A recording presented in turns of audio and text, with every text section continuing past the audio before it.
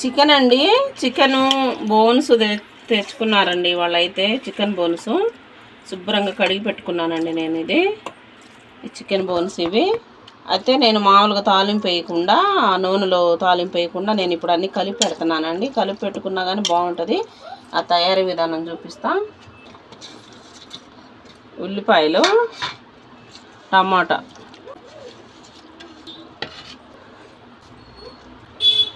అల్లం వెల్లుల్లి కొబ్బరి పేస్ట్, ఇది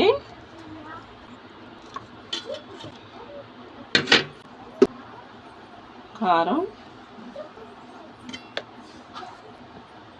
పసుపు, కాశ్మీర్ చిల్లీ కారం, ఇది గరం మసాలా, వెల్లుల్లి పేస్ట్ ముద్ద వేసా కదా, గరం మసాలా, కొంచెం నూనె వేసుకుందామండి.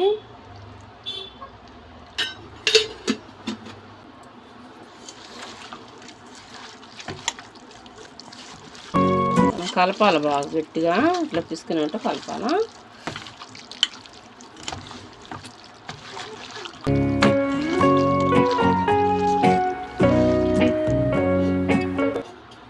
ఉప్పు అండి, కల్లుప్పు,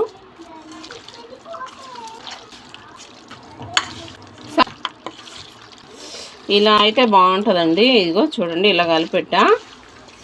ఒక అరగంట సేపు ఇట్లా ఉంచుకుందామండి. ఒక అరగంట తర్వాత వంట మొదలు పెడదామండి. ఒక అరగంట తర్వాత మనం పొయ్యి మీద పెట్టుకుంటే శుభ్రంగా చక్కగా బాగా ముక్కకు బట్టి ఉప్పు కారం అన్నీ బాగా ఉడికిపోద్దండి. చాలా టేస్ట్ కూడా ఉంటుంది. ఎంత బాగుంటుందో తయారీ విధానం చూద్దరు కదా మీరు.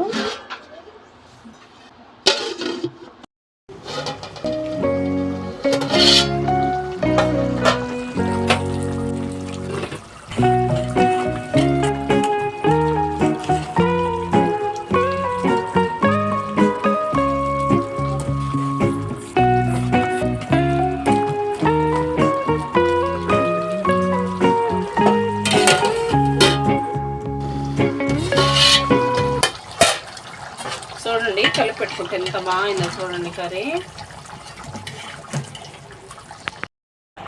కర్రీ చూడండి ఎంత బాగుందో. అన్నీ కలిపి పెట్టుకున్నాగా, కలిపి పెట్టుకున్నా చాలా బాగుంటుందండి కూర. చికెన్ బోన్స్ అన్నమాట. చికెను ఒక 4-5 బోన్స్ వేయించుకొని వచ్చామండి. కేజీ చికెన్లోకి ఒక 5-6 బోన్స్. చూడండి ఎంత బాగుంది అక్కడ.